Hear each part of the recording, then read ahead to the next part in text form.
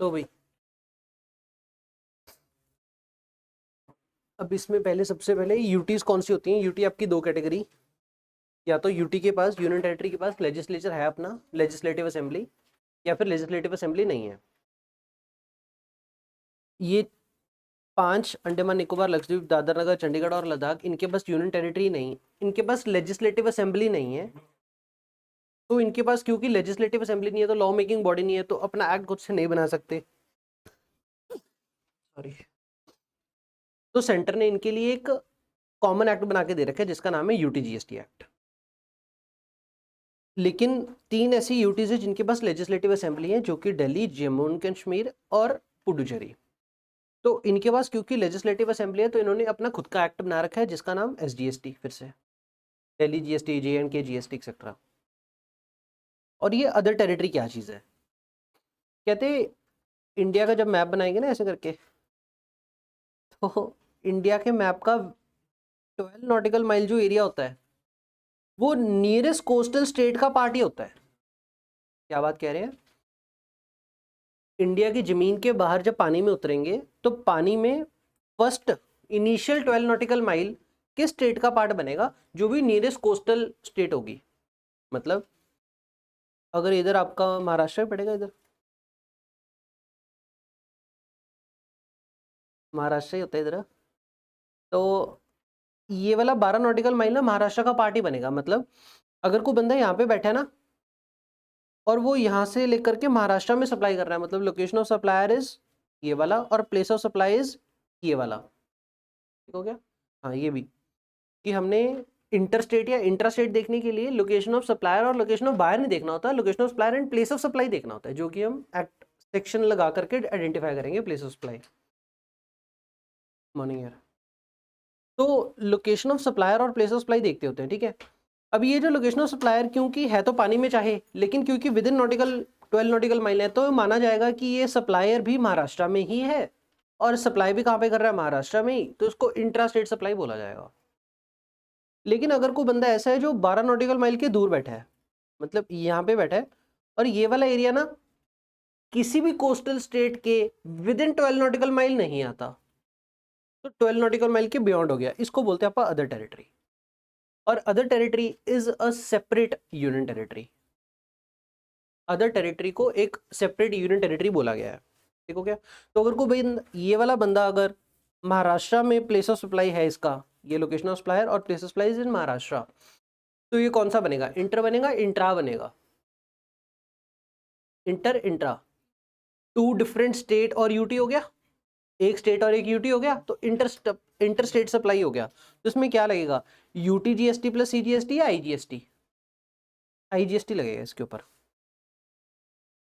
Inter state हो गया तो आईजीएसटी लगेगा। लेकिन अगर ये 12 नॉटिकल माइल और महाराष्ट्र वाला सीन होता तो क्या लगता, इंट्रा, तो क्या लगता सीजीएसटी प्लस एसजीएसटी। और अगर ये सीन होता इधर से इधर,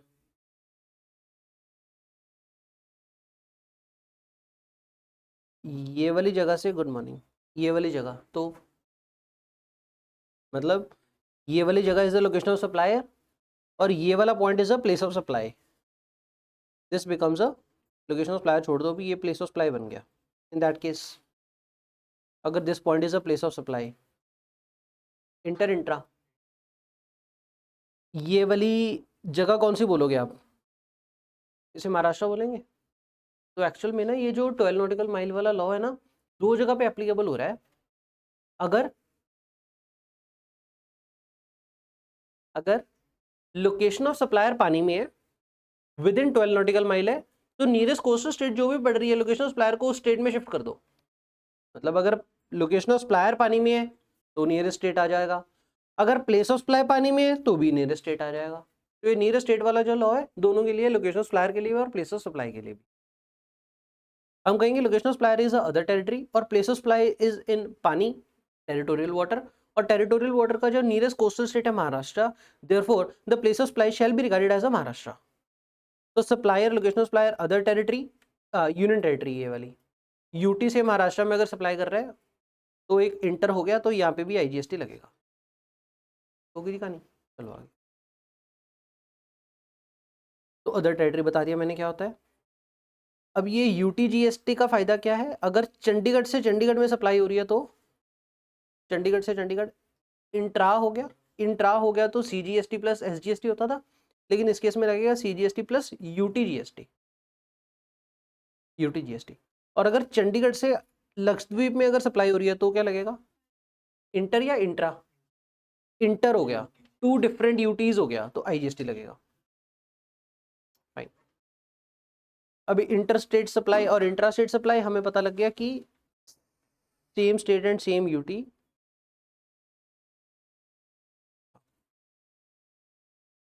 चलो, और इंटर स्टेट कब बोलेंगे, जब 2 डिफरेंट स्टेट या 2 डिफरेंट यूटी या एक स्टेट या एक यूटी। इसके अलावा 2 ऐसे केस जिसको हमेशा क्या ही बोला गया है, इंटर स्टेट सप्लाई बोला गया है। किस चीज को, एक तो इंपोर्ट करने को, दोनों का, गुड्स का सर्विस का, ऑलवेज इंटर स्टेट। दूसरा क्या, एक्सपोर्ट, लेकिन एक्सपोर्ट ना बोल के क्या वर्ड बोला, where location of supplier is in India and place of supply is outside India. अगर place of supply outside India तो एक्सपोर्ट वर्ड ना बोल करके ऐसे इलेबोरेट करके बताया कि अगर place of supply outside India, उसी को हमने एक्सपोर्ट मानना है और उसी में केस को इंटरस्टेट सप्लाई मानना है। इसके अलावा SCG यूनिट और SCG डेवलपर को सप्लाई करना या SCG यूनिट वाले सप्लाई करे, टू और बाय, कोई भी बंदा SCG यूनिट को सप्लाई करे या SCG यूनिट किसी को भी सप्लाई करे, ऑलवेज इंटर, ऑलवेज इंटर।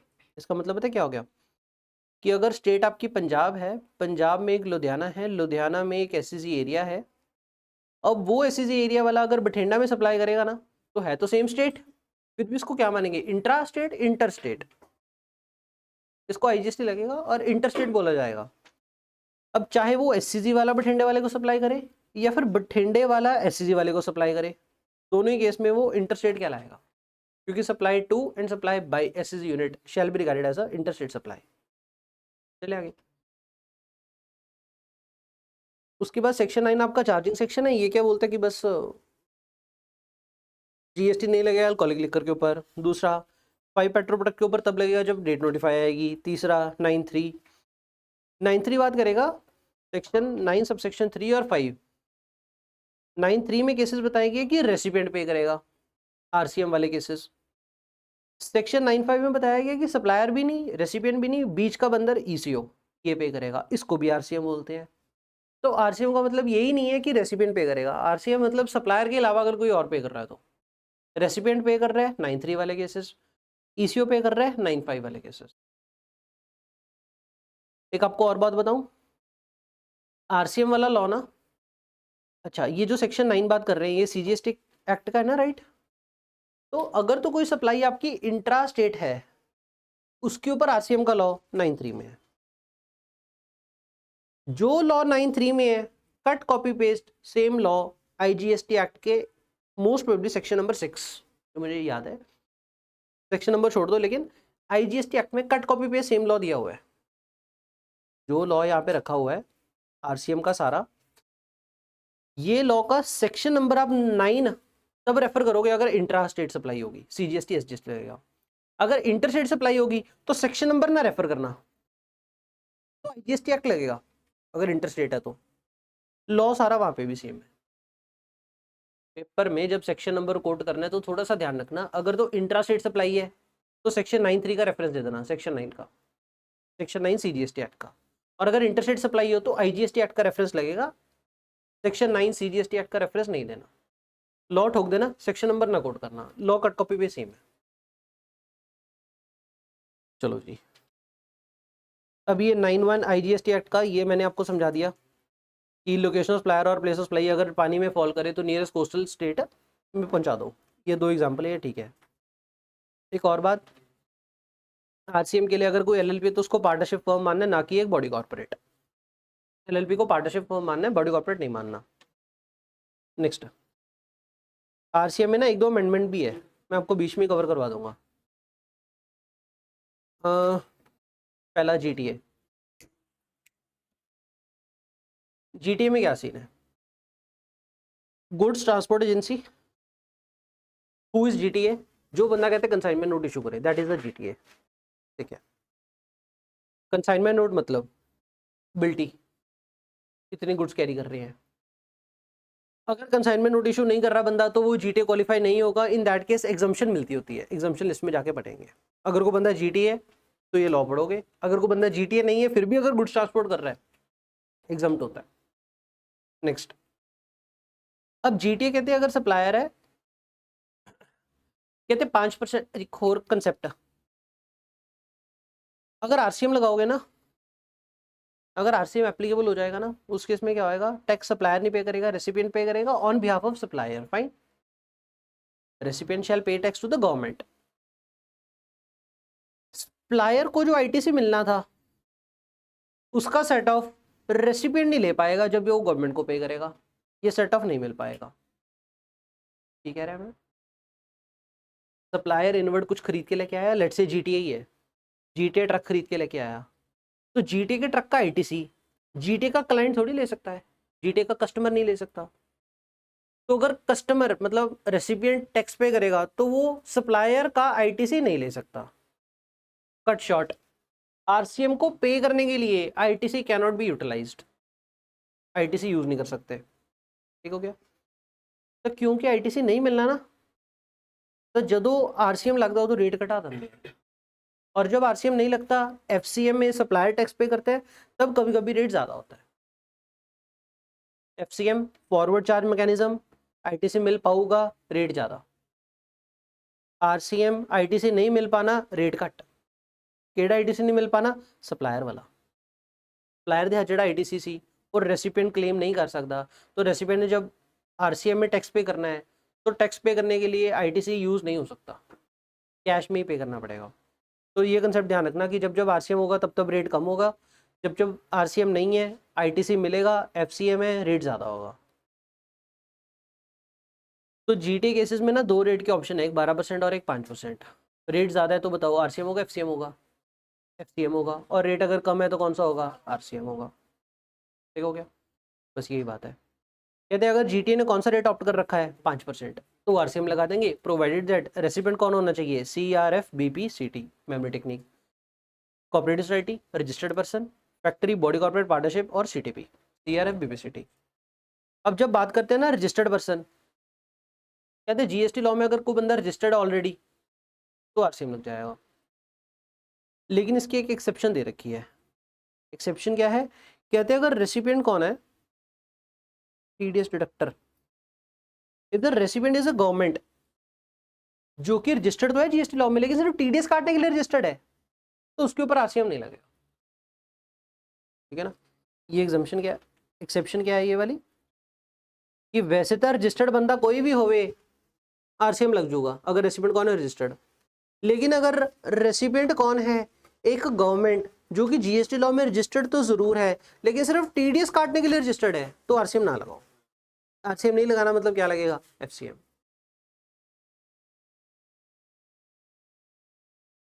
ठीक है जी। इसके अलावा वैसे अगर 5% रेट आ गया ना पेपर में, क्वेश्चन में अगर जीटे का 5% का रेट आ जाए एंड रेसिपिएंट ये वाली कैटेगरी का हो जाए, आप आरसीएम ठोक देना। लेकिन still GTA has an option to opt for 5% plus FCM. Specific question में लिखा मिलेगा, हिंट मिलेगा क्वेश्चन में कि जीटीए ने 5% के साथ साथ एफसीएम भी ऑप्ट किया। अगर ऑप्ट कर लिया तो रेसिपिएंट ने टैक्स पे नहीं करना, तो टैक्स कौन पे करेगा, जीटीए खुद पे करेगा। लेकिन डाउट ये आएगा कि सर अगर जीटीए एफसीएम में टैक्स पे कर रहा है फॉरवर्ड में, क्या जीटीए आईटीसी ले सकता है क्योंकि एफसीएम है, नहीं ले सकता क्योंकि रेट कम है। तो 5% के साथ अगर तो ठीक है, पढ़ा नहीं रहा मैं आपको, ये हो गई बात। पहली बात क्या हुई जीटीए में, सबसे पहले रेट चेक करो, क्वेश्चन में अगर रेट 12% हो एफसीएम ठोको, क्वेश्चन में रेट 5% हो जनरली आप आरसीएम ठोको। एक्सेप्शनली अगर क्वेश्चन में हिंट मिले कि 5% प्लस एफसीएम भी है तो आप कह दो हाँ जी आरसीएम नहीं लगेगा, रेसिपिएंट ने टैक्स पे नहीं करना। लेकिन कंडीशन क्या है, सप्लायर को जीटीए को आईटीसी भी नहीं मिलना, जीटीए को आईटीसी नहीं मिलेगा। नेक्स्ट, अभी नेक्स्ट सीन क्या है, कहते हैं ये जो फैक्ट्री होनी चाहिए या ये जो कोऑपरेटिव सोसाइटी होनी चाहिए ना, आरसीएम पता कब लगाएंगे, जब ये कोऑपरेटिव सोसाइटी और फैक्ट्री अपने अपने रिस्पेक्टिव एक्ट में रजिस्टर्ड है। ये कोऑपरेटिव सोसाइटी एक्ट में, ये फैक्ट्री एक्ट में, अगर ये उन एक्ट्स में रजिस्टर्ड है तब तो आरसीएम लगाएंगे। अगर कोई बंदा घर पे खोल के बैठा है काम, कुछ प्रोड्यूस कर रहा है, तो घर पे थोड़ी सी प्रोडक्शन वाले को, ऑफ कोर्स सी बात है, उसने फैक्ट्रीज एक्ट में रजिस्ट्रेशन नहीं ली होगी, तो उस छोटे से घर वाले को आप फैक्ट्री नहीं कह सकते मेयरली कि वो फिनिश गुड प्रोड्यूस कर रहा है, तो आप ऐसा नहीं कह सकते वो फैक्ट्री और आरसीएम लग गया। अगर वो प्रॉपरली फैक्ट्रीज एक्ट में रजिस्टर्ड है तभी आरसीएम लगाना है, अदरवाइज आरसीएम नहीं लगाना। लेकिन अगर पार्टनरशिप फर्म की बात करें, पार्टनरशिप फर्म पार्टनरशिप एक्ट में रजिस्टर्ड हो ना हो डजेंट मैटर, आरसीएम आपका लग जाएगा। शॉर्ट है। चलो जी, अब ये कैजुअल टैक्सेबल पर्सन क्या होता था कि कोई बंदा है तो मुंबई स्टेट का, किसी और स्टेट में जाकर के टेम्परेरी काम कर रहा है। वैसे हमने पढ़ा था कि अगर किसी भी जिस जिस स्टेट में आपका प्लेस ऑफ बिजनेस होगा उस स्टेट में आपको रजिस्ट्रेशन लेनी पड़ेगी, लेकिन कहते हैं अगर किसी स्टेट में टेम्परेरीली जा रहे हो, परमानेंट नहीं जा रहे, तो उस स्टेट में आप एज अ सीटीपी रजिस्टर हो जाओ, जो कि एक टेम्परेरी रजिस्ट्रेशन होती है। कितने दिनों के लिए होती है? 90 दिनों के लिए होती है। 90 दिन, और जिन दिनों के लिए हम रजिस्टर होना चाहते हैं विच एवर इज लेस। अगर हमें सिर्फ 20 दिन काम करना है तो आप 20 दिन के लिए रजिस्ट्रेशन ले लो, 90 दिन के लिए भी लोड नहीं है। लेकिन अगर आप 120 दिन काम करना चाहते हो तो एक बार 90 दिन के लिए लगेगी, जब 90 दिन एक्सपायर होने वाले होंगे उससे जस्ट पहले आप एक्सटेंड करवा सकते हो। ये सीटीपी था। अब ये पॉइंट क्या दिया हुआ है एक्चुअल में ना, सुनो, हेलो, अगर जीटीए ने 5% का रेट ऑप्ट कर लिया, जब ये रेसिपिएंट की लिस्ट देखी हमने, क्या इसमें मेजरली सब कुछ कवर हो गया? पार्टनरशिप फर्म और बॉडी कॉर्पोरेट। जब मैंने कहा ना पार्टनरशिप फर्म, बात सुनना, अगर कोई ऐसी पार्टनरशिप फर्म है जो जीएसटी लॉ में रजिस्टर्ड नहीं है, अनरजिस्टर्ड है, उसने जीटीए की सर्विसेज ले ली, जीटीए ने 5% का रेट चूज किया हुआ था, कि आरसीएम लगेगा या नहीं लगेगा? रेसिपिएंट अनरजिस्टर्ड है, पार्टनरशिप फर्म, लगेगा। आरसीएम लग गया।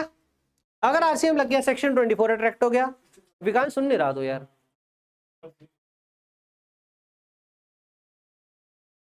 ਤੇ 24 ਕੀ ਕਹਿੰਦਾ ਹੈ ਵੀ ਕੰਪਲਸਰੀ ਰਜਿਸਟ੍ਰੇਸ਼ਨ ਲੈਣੀ ਪਊਗੀ, ਤਾਂ ਪਾਰਟਨਰਸ਼ਿਪ ਫਰਮ ਨੂੰ ਜੀਐਸਟੀ ਲਾਅ ਦੇ ਵਿੱਚ ਰਜਿਸਟਰ ਹੋਣਾ ਪਊਗਾ, ਜੀਐਸਟੀ ਲਾਅ ਦੇ ਵਿੱਚ ਰਜਿਸਟਰ ਹੋ ਕੇ ਉਹਨੂੰ ਆਰਸੀਐਮ ਦੇ ਅੰਡਰ टैक्स पे करना पड़ेगा।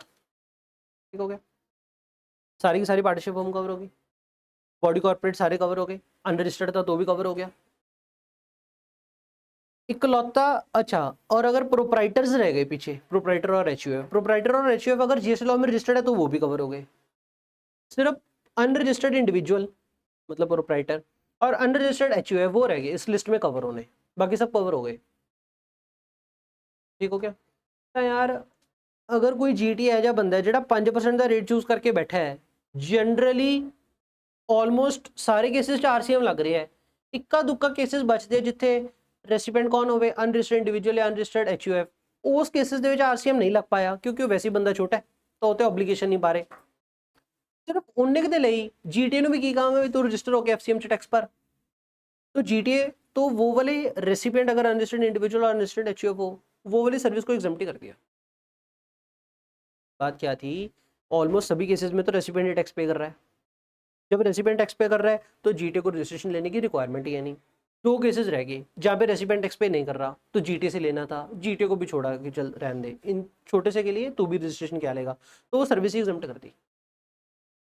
तो लॉ क्या है कि अगर रेसिपिएंट कौन है, अनरजिस्टर्ड इंडिविजुअल या फिर अनरजिस्टर्ड एचयूएफ, तो उस केस में जीटीए की सर्विस एग्जम्प्ट होती है। लेकिन अब ये एक दिक्कत क्या आ गई, जब ये एग्जम्पशन देने गए तो इन्होंने मेंशन नहीं किया अगर 5% का रेट तब एग्जम्प्ट, इन्होंने सिंपल ये मेंशन किया अनरजिस्टर्ड इंडिविजुअल या एचयूएफ अगर रेसिपिएंट है, जीटी की अगर सर्विस है तो एग्जम्प्ट। तो मतलब रेट चाहे 12% हो, रेट चाहे 5% हो, रेसिपिएंट अगर ये वाला बंदा है तो जीटी की सर्विस इज एग्जम्प्ट। ठीक हो गया? मतलब अगर 12% जीटी ऑप्ट करके बैठे हैं, टैक्स कौन पे करेगा? जीटीए। 12% आ गया तो टैक्स कौन पे करेगा? GTA under FCM. रेसिपिएंट कौन है? पार्टनरशिप फर्म, टैक्स पेबल है, 12% है, टैक्स पेबल है। रेसिपिएंट पार्टनरशिप फर्म है, टैक्स पेबल है, कौन पे करोगा? GTA under FCM. रेसिपिएंट एक रजिस्टर्ड इंडिविजुअल है, टैक्स कौन पे करोगा? जीटीए। रेसिपिएंट एक अनरजिस्टर्ड इंडिविजुअल है, टैक्स कौन पे करोगा? एग्जम्प्ट। चाहे जीटीए पे कर सकता था लेकिन सरकार से गलती होगी और एग्जम्प्ट हो गया।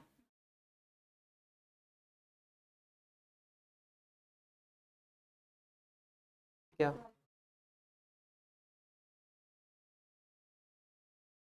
ਜਦੋਂ ਆ ਐਗਜ਼ੈਂਪਟ ਹੈ ਨਾ ਉਦੋਂ ਬਸ ਇਹ ਦੇਖਣਾ ਵੀ ਜੀਟੀ ਦੀ ਸਰਵਿਸ ਹੈ, ਰੈਸੀਪੀਐਂਟ ਆ ਹੈ ਐਗਜ਼ੈਂਪਟ, ਕੋਈ ਐਫਸੀਐਮ ਆਰਸੀਐਮ ਨਹੀਂ ਦੇਖਣਾ। ਪਤਾ ਕੀ ਹੈ, ਜਦੋਂ ਆ ਬੰਦੇ ਰੈਸੀਪੀਐਂਟ ਹੋਣਗੇ ਉਦੋਂ ਆਰਸੀਐਮ ਤਾਂ ਵੈਸੇ ਨਹੀਂ ਲੱਗ ਰਿਹਾ ਸੀ, ਉਹ ਹੁੰਦਾ ਹੀ ਗੱਲ ਐਫਸੀਐਮ ਸੀ, ਆਰਸੀਐਮ ਦਾ ਤਾਂ ਕੇਸ ਹੀ ਹੈ ਨਹੀਂ ਵੈਸੇ ਤਾਂ। ਰਾਜੇ ਪਹਿਲਾਂ ਆਰਸੀਐਮ ਲੱਗਦਾ ਫਿਰ ਮੈਂਡੇਟਰੀ ਰਜਿਸਟ੍ਰੇਸ਼ਨ ਆਉਂਦੀ ਹੈ। ਆ ਲਿਸਟ ਦੇ ਵਿੱਚ ਆ ਬੰਦੇ ਕਵਰਡ ਹੈ।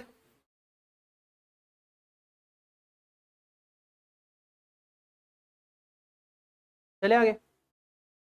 अब मैंने आपको एक बात कही थी कि ये 5% के साथ साथ एफसीएम है ना, जो क्वेश्चन हिंट देगा कि जीटीए ने चूज किया एफसीएम। मतलब जैसे आपने इनकम टैक्स पढ़ लिया अभी है ना, वहां पे आपने ये चीज पढ़ी है ना, एक by default new scheme, opt करोगे तो ओल्ड स्कीम। तो उम्मीद ये गल है भी 5% रेट आ गया बाय डिफॉल्ट आरसीएम, ऑप्ट करना चाहो एफसीएम। अगर ऑप्ट करना चाहोगे एफसीएम तो कुछ कंडीशन सेटिस्फाई करनी पड़ेगी, और वो कंडीशन क्या है, जीटी को पहले तो जीएसटी रजिस्ट्रेशन मैंडेटरी लेनी पड़ेगी। GTA must be registered person. इसका मतलब पता है क्या हो गया, रजिस्टर्ड पर्सन ये कंडीशन डालने का। अगर GTA the let suppose aggregate turnover 7 lakh है, ठीक हो गया, क्या GTA was liable to register? No. ये वाला जीटीए अगर सर्विस दे रहा है किसी पार्टनरशिप फर्म को, क्या पार्टनरशिप फर्म ने टैक्स पे करना था? पार्टनरशिप फर्म वाज अनरजिस्टर्ड, क्या टैक्स पे करना था? पार्टनरशिप फर्म वाज अनरजिस्टर्ड, क्या टैक्स पे करना था? अगर यहाँ पे रेट 5% होता तो हाँ करना था। जीटी दी एग्रीगेट टर्नओवर एक्सीड नहीं हो रही, तामी पार्टनरशिप फर्म ने टैक्स पे करना सी। हाँ, तो मतलब अगर 5% रेट पे हो जाता, क्या सरकार को टैक्स मिलना एश्योर्ड हो गया था? सरकार को टैक्स मिलना एश्योर्ड हो गया था, पक्का हो गया था कि पक्का मिलू। हाँ। लेकिन अगर 5% के साथ साथ एफसीएम ऑप्ट हो जाए, मतलब रेसिडेंट तो पे नहीं करेगा, जीटीए पे करेगा। और जब एफसीएम में टैक्स पे करने की बात आती है तो हम ये बात नहीं करते कि जब तक आपकी एग्रीगेट टर्नओवर एक्सीड नहीं कर रही तो आपको जीएसटी नंबर लेना रिक्वायर्ड नहीं है, और अगर जीएसटी नंबर नहीं है तो टैक्स भी नहीं भरना। तो अगर एफसीएम दिया तो सरकार का नुकसान हो सकता था, पहले 20 लाख के ऊपर हो सकता है जीटीए अपना टैक्स ही ना पे करता। तो सरकार ने एक ऑब्लिगेशन क्या डाल दी, जीटीए अगर तूने 5% के साथ साथ एफसीएम चूज करना है तो क्योंकि हमें रिस्क जीएसटी मिलना श्योर था तो तू भी जीएसटी पे करेगा। कंपल्शन क्या है, एफसीएम चूज करोगे तो जीएसटी रजिस्ट्रेशन लेनी ही पड़ेगी, जीएसटी रजिस्टर्ड होना चाहिए। दूसरी बात, डिक्लेरेशन दो on the portal and the invoice कि हाँ भाई मैंने चूज कर लिया, एक तो इनवॉइस के ऊपर और एक पोर्टल के ऊपर, ठीक है। इनवॉइस के ऊपर देने से रेलेवेंस क्या होएगा, रेसिपिएंट को पता लग जाएगा। लास्ट ये वाली कंडीशन कि अगर एफसीएम चूज कर लिया तो 1 साल के लिए कंटिन्यू करना पड़ेगा, ये वाली कंडीशन यहाँ पे नहीं है, तो मैंने लिख के काटी क्यों, क्योंकि ऑथर वाले केस में है। ऑथर वाले केस में सेम 4 चीजें होंगी, वहां पे 4 पॉइंट है, यहाँ पे 3 पॉइंट है। जीटी हो गया, जीटी में क्या कुछ पड़ा, किराए डिवाइस की लोड नहीं, लोड। लीगल सर्विसेज आ गया। लीगल सर्विसेज में क्या सीन है, अगर सप्लायर कौन है, या तो एडवोकेट या फिर फर्म ऑफ एडवोकेट, या फिर एक और वर्ड भी होता है सीनियर एडवोकेट। लॉ में अलग से लिखा हुआ है लेकिन वैसे लिखने का कोई सेंस दिखा नहीं मुझे, लेकिन चलो 3 बंदे लिखे हुए हैं, एडवोकेट, सीनियर एडवोकेट और एक फर्म ऑफ एडवोकेट। अगर ये वाले बंदे सप्लायर हैं और रेसिपिएंट कौन है, बिजनेस एंटिटी, ठीक हो गया।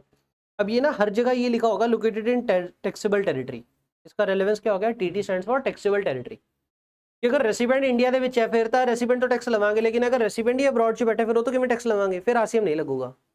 मतलब आरसीएम तभी लगेगा जब रेसिडेंट कहाँ पे, in the taxable territory. Inter level पे आपको बाला मथा मारने की लोड नहीं, क्योंकि इंपोर्ट और एक्सपोर्ट के केसेस इंटर लेवल में है ही नहीं। तो ये फाइनल में जो एडिशन होनी है ना, सिर्फ इंपोर्ट एक्सपोर्ट के केसेस की एडिशन होनी है, बाकी ऑलमोस्ट यही लॉ है। अभी अगर एडवोकेट दे रहे हैं सर्विस, किसको दे रहे हैं, बिजनेस एंटिटी को, तो क्या लगेगा, आरसीएम, ठीक है। अगर डाउट है, अगर लीगल सर्विसेज एडवोकेट किसको दे रहा है, अनरजिस्टर्ड इंडिविजुअल बिजनेस एंटिटी को, अनरजिस्टर्ड प्रोप्राइटर है, दुकान खोल के बैठा है तो बिजनेस एंटिटी की आरसीएम लगेगा, आरसीएम लगू कि ना, हाँ सही है। अगर आरसीएम लग गया तो रजिस्टर होना पड़ेगा, लगेगा लीगल सर्विसेज। अब आप ऐसा तो नहीं कह रहे कि धक्का हो गया सर, धक्का तो नहीं हो गया, थोड़ा थोड़ा हाँ हाँ, छोटे बंदे ने वकील करना की है, छोटे बंदे ने वकील करना की है, और अगर वकील उन्हें चाहिए ही है बिजनेस पर्पज से ले, फिर जीएसटी नंबर ले लो, बंदा बड़ा हो गया, छोटा रहा ही नहीं, कोई दिक्कत नहीं है। ऐसा ये जो है क्या है, रेसिपिएंट कौन, ग्रीन मार्क कोई नहीं है, वो नहीं करना किया वकील।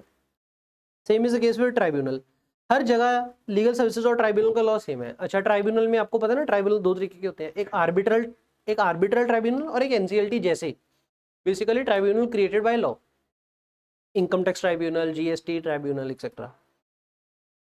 तो अगर तो आर्बिट्रल ट्राइब्यूनल है वो तो सिंपल बारला बंदा हो गया, सेम लॉ लगेगा जो लीगल में ऊपर लगता है, क्या कि रेसिडेंट अगर बिजनेस एंटिटी है तो आरसीएम लगेगा।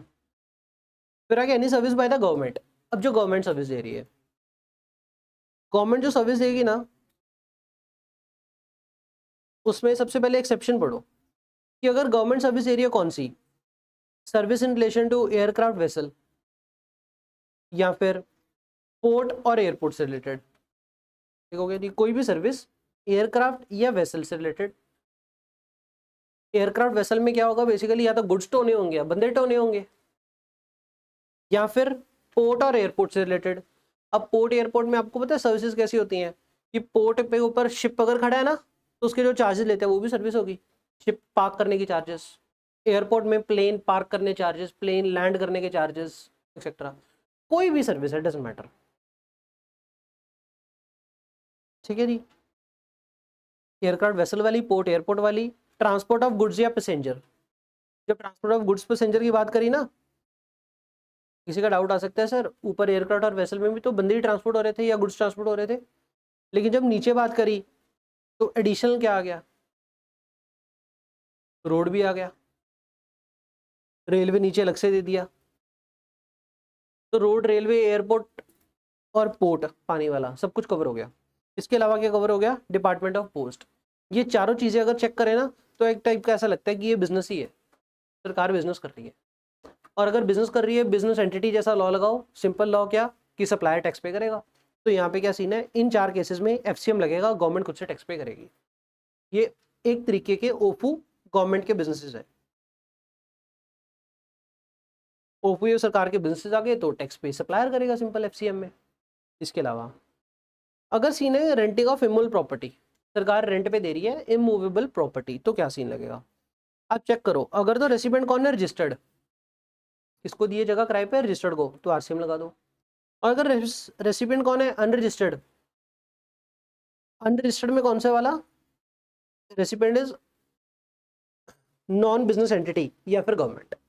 रेसिडेंट एनी अदर में नॉन बिजनेस एंटिटी रह गया ना, क्योंकि अनरजिस्टर्ड में बिजनेस एंटिटी अलग हो गया, तो एनी अदर में क्या रह गया, नॉन बिजनेस एंटिटी रह गया। एनी अदर मतलब नॉन बिजनेस एंटिटी। अगर रेसिडेंट कौन है, अनरजिस्टर्ड नॉन बिजनेस एंटिटी, तो एग्जम्प्ट। बस आप ये दो चीज़ें याद करो, ये वाला इतना रेलेवेंट नहीं है, नहीं आएगा। क्यों नहीं आएगा उसका भी रीज़न बता देता हूँ, क्योंकि एफसीएम अगर लग गया तो सप्लायर टैक्स पे करूँगा, और सप्लायर कौन है, गवर्नमेंट। गवर्नमेंट के हाथ में कैलकुलेशन कभी नहीं पूछते, गवर्नमेंट के हाथ में कैलकुलेशन आपसे कभी नहीं पूछेंगे, गवर्नमेंट के हाथ में हमने कैलकुलेशन कभी सीखी ही नहीं है। इनफैक्ट गवर्नमेंट की अकाउंटिंग भी हमने नहीं सीखी, आपको पता है गवर्नमेंट की अकाउंटिंग भी थोड़ी डिफरेंट होती है। आप गवर्नमेंट की अकाउंटिंग भी नहीं सीखी, क्योंकि उसका स्कोप बहुत घट है, जनरल स्कोप नहीं है, हर एक बंदा थोड़ी कर लगू गवर्नमेंट की अकाउंटिंग। तो गवर्नमेंट के हाथ में हम कैलकुलेशन कभी पड़ती ही नहीं है, आपसे पूछी भी नहीं जाएगी, तो इसका रेलेवेंस बहुत कम है। आप बस ये याद रखना कि इमूवेबल प्रॉपर्टी अगर सरकार लेट आउट कर रही है तो आरसीएम को तो लगता है जो तो रेसिडेंट कौन है, रजिस्टर्ड। एग्जम्पशन का तो मिलती है जो तो रेसिडेंट कौन है, नॉन बिजनेस एंटिटी। हो गया। अभी सरकार सर्विस कौन सी दे रही है, या तो चार बिजनेसेस कर रही है या फिर जगह किराए पे दे रही है। इन पांच को छोड़ के अगर इसके अलावा कोई भी सर्विस दे रही है ना, तो रेसिडेंट अगर बिजनेस एंटिटी है तो आरसीएम लग जाएगा, एनी अदर सर्विस अगर रहेगी तो लॉ जो बुक में लिखा हुआ वो कैसे लिखा हुआ है कि अगर सप्लायर कौन है, गवर्नमेंट। गवर्नमेंट मतलब सीजी, एसजी, यूनियन टेरिटरी और लोकल अथॉरिटी। अगर ये वाले बंदे हैं, रेसिडेंट बिजनेस एंटिटी है तो आरसीएम लग जाएगा। एक्सेप्शन वाले केसेस ये आ गए, मतलब ये वाले दो केसेस को छोड़ करके बाकी सब केसेस में क्या लगेगा, रेसिडेंट बिजनेस एंटिटी तो आरसीएम। चले आगे। अभी ना ये मैंने उस सीक्वेंस में रखा हुआ है कि स्टार्टिंग से 3 केस देते हैं बिजनेस एंटिटी वाले, बाकी सारे रेसिडेंट कोई होर होगा, बिजनेस एंटिटी वर्ड नहीं होना। तो तुसी बुक मतलब ना थोड़ा याद ही होना चाहिए, मेरी बुक की सी पहला लीगल, ट्राइब्यूनल और गवर्नमेंट, ये तीनों इकट्ठे थे। तो इन तीनों ही केसेस में रेसिपिएंट बिजनेस एंटिटी तब आरसीएम लगता है। फिर आ गया स्पॉन्सरशिप। स्पॉन्सरशिप में ना आपकी बुक में वर्ड लिखा होगा सिर्फ एनी पर्सन, सप्लायर कौन, एनी पर्सन। अमेंडमेंट क्या है, ये वाली word, any person other than body corporate, ये अमेंडमेंट है, ग्रीन वर्ड्स। पहले वर्ड था कल एनी पर्सन, अब अमेंडमेंट क्या होगी, other than body corporate word add हो गया।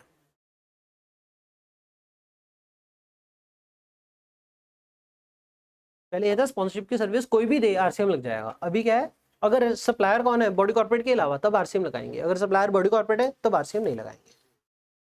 तो ये दो वर्ड्स ऐड कर लो, सितंबर 25 के लिए अमेंडमेंट है ये, आपके अटेम्प्ट तक एक बार और आएगी अमेंडमेंट।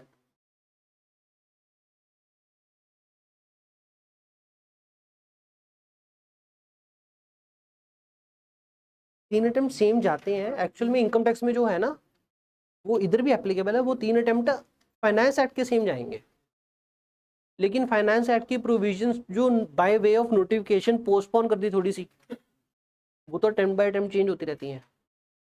तीन अटेम्प्ट के लिए फाइनेंस एक्ट सेम लगता है, लेकिन फाइनेंस एक्ट की कुछ चीज़ां इमीडिएट एप्लीकेबल हो जाती 1 अप्रैल तो, कुछ चीज़ां थोड़े टाइम बाद अप्लाई करते हैं बाय वे ऑफ नोटिफिकेशन। वो चीज़ें इनकम टैक्स भी चेंज हो ही सकती हैं, वो इतने भी चेंज हो सकती हैं। तो कुल मिला करके हर अटेम्प्ट ही देखना पड़ता है। ये है कि जब फाइनेंस एक्ट चेंज होगा तो मेजर आ जाएगा इनकम टैक्स में चेंज। चलो, स्पॉन्सरशिप की अगर सर्विसेज हो रही है, ठीक है जी, हेलो, कभी कभी ना ये डाउट होता है, ये पता नहीं लगता कि सर सप्लायर कौन है रेसिपिएंट कौन है। हमारा एक ही फंड है, क्या चीज़, कि जिसके जेब में पैसा आ गया वो सप्लायर, जिसने पैसा पे कर दिया वो रेसिपिएंट। अगर कोई भी दिक्कत आई तो ये चेक कर लेना पैसा किधर को ला रहे थे, कौन पैसा पे कर रहे हैं, सप्लायर रेसिपिएंट पता लग जाएगा। तो अभी अगर कहते हैं स्पॉन्सरशिप की सर्विसेज है, सप्लायर कौन है, कोई person other than body corporate, body corporate है तो एफसीएम में पे कर देगा, सप्लायर बड़ा है। आरसीएम में मेन फंडा तो ये चल रहा है ना, सप्लायर जो छोटा है रेसिपिएंट तो ले लो, सप्लायर बड़ा है सप्लायर तो ले लो। तो अगर सप्लायर कौन है बॉडी कॉर्पोरेट तो एफसीएम, सप्लायर कौन है अदर देन बॉडी कॉर्पोरेट तो आरसीएम लग जाएगा, प्रोवाइडेड दैट रेसिपिएंट होना चाहिए बॉडी कॉर्पोरेट या फिर पार्टनरशिप को। एक बात बताना, सप्लायर कौन है एओपी, रेसिपिएंट कौन है प्रोपराइटर, क्या लगेगा आरसीएम एफसीएम, एफसीएम। टैक्स कौन पे करेगा, एओपी। ठीक हो गया। वो अलग बात है, यूजली ऐसा होगा कि एओपी की एग्रीगेट टर्नओवर एक्सीड नहीं कर रही होगी तो ये एग्जम्प्ट हो जाए, तो टैक्स ही नहीं पे करना पड़ेगा, या कभी कभी एग्जम्प्ट करके दिया होगा क्योंकि स्पॉन्सरशिप सर्विसेज के ऊपर एग्जाम्पशन भी है लंबी चौड़ी। ठीक हो गया। लेकिन ज़्यादातर केसेस क्या होते हैं, जो रेसिपिएंट होते हैं प्रोपराइटर होता ही नहीं, या तो बड़ी पार्टनरशिप फर्म होती है या कोई कंपनी होती है, तो most of the cases RCM में कवर हो जाते हैं ऑटोमेटिक। नेक्स्ट, ये क्या आ गया, वही गाना या पेंटिंग या फिर लिरिक्स, ठीक हो गया, या फिर आर्ट वर्क कोई भी, तो उसको अगर यूज़ करने के लिए दे रहे हैं, सर्विस दे रहे हैं बेसिकली, तो सर्विस दे रहे हैं सप्लायर कौन होगा, आर्टिस्ट सप्लायर होगा या म्यूजिक कंपोजर सप्लायर होगा या फोटोग्राफर सप्लायर होगा या ऑथर सप्लायर होगा। और ये किसको सर्विस देंगे, ऑथर है तो पब्लिशर को देगा, बाकी सारे हैं तो टी सीरीज कंपनी को देंगे टाइप्स। तो टी सीरीज कंपनी एक बड़ी एंटिटी लगती है तो आरसीएम ठोक दो भाई। इसके अलावा एक्सेप्शन दे रखी है, किसके लिए एक्सेप्शन है, पहली बात सिर्फ ऑथर के लिए और किसी आर्टिस्ट के लिए नहीं है। क्या एक्सेप्शन है कि ऑथर अगर चाहे तो एफसीएम चूज कर सकता है, लेकिन फिर से अगर एफसीएम चूज किया तो 4 कंडीशन लग जाएंगी। एक, रजिस्टर होना पड़ेगा, दूसरा पोर्टल पे बताना पड़ेगा और डिक्लेरेशन देनी पड़ेगी ऑन द इनवॉइस। एक और कंडीशन जो पहले नहीं थी, विद इन 1 ईयर जब एक्सरसाइज कर लिया कम से कम 1 साल के लिए आपको एफसीएम ही रखना पड़ेगा, can not withdraw within 1 year. अगला, services by way of overseeing committee form by the RBI. इस केस में क्या होता है कि लेट्स से आरबीआई ने, जैसे वो टंडन कमेटी अपन पढ़ते थे ना, तो आरबीआई ने कमेटी बनाती टंडन कमेटी, टंडन कमेटी में 4 लोग होंगे ABCD, तो ABCD सप्लायर्स हैं, आरबीआई इज अ रेसिपिएंट क्योंकि आरबीआई इनको पे कर रहा होगा, तो रेसिपिएंट आरबीआई बड़ा है तो आरसीएम लगा दो। तो ठीक है, ये लॉजिक था।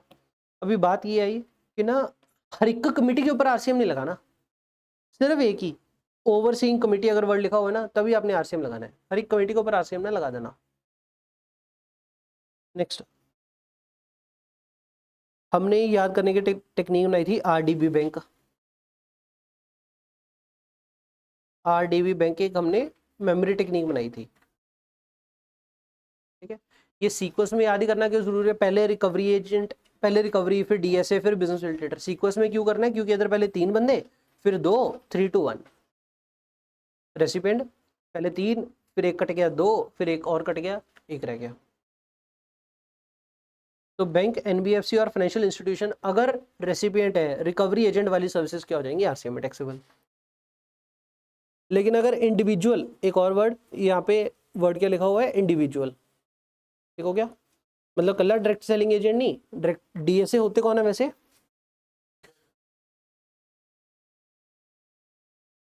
मतलब जो कॉल्स आते हैं ना कि लोन ले लो लोन ले लो, अब वो सारे DSAs हैं। बेसिकली बैंक के स्टाफ नहीं है, थर्ड पार्टी है जो बैंक के बिहाफ पे लोगों को लोन बांटते हैं, लोगों को क्रेडिट कार्ड बांटते हैं, तो वो DSAs होते हैं, बैंक के सेलिंग एजेंट्स, बैंक का सेलिंग स्टाफ हायर्ड जो किया हुआ है थर्ड पार्टी।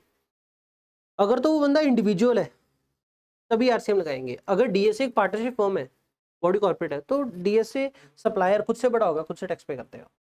तो इंडिविजुअल DSA अगर है तो RCM लगा देंगे। अगर रेसिडेंट कौन है, बैंक और NBFC। अगर फाइनेंशियल इंस्टीट्यूशन हुआ तो RCM नहीं लगाना, FCM लगेगा। क्लास में रह गया बिजनेस फैसिलिटेटर। अब ये क्या होते हैं, बिजनेस का वो जो पढ़ते थे ना अपन, BPO, बिजनेस प्रोसेस आउटसोर्सिंग, एक काम ही आउटसोर्स कर दिया है। जैसे कि आपको पता है, जैसे अपना ग्रो है ज़ीरोधा है, ग्रो ज़ीरोधा में जो आपकी रिपोर्ट्स निकलती हैं, एक कैम्स करके कंपनी है, computer age management services.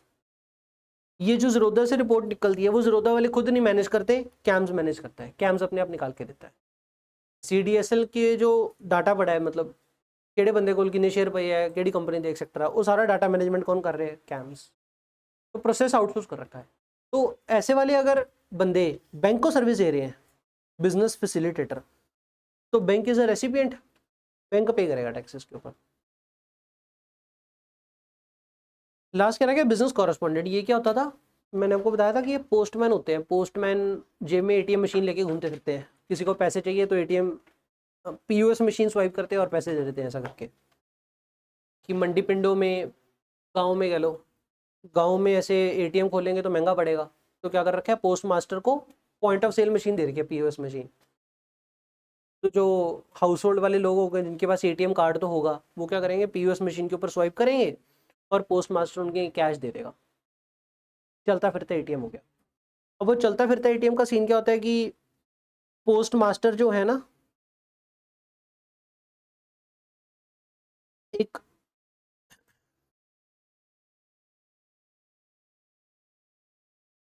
Business correspondent होगा जिसका बैंक के साथ टाई अप होगा।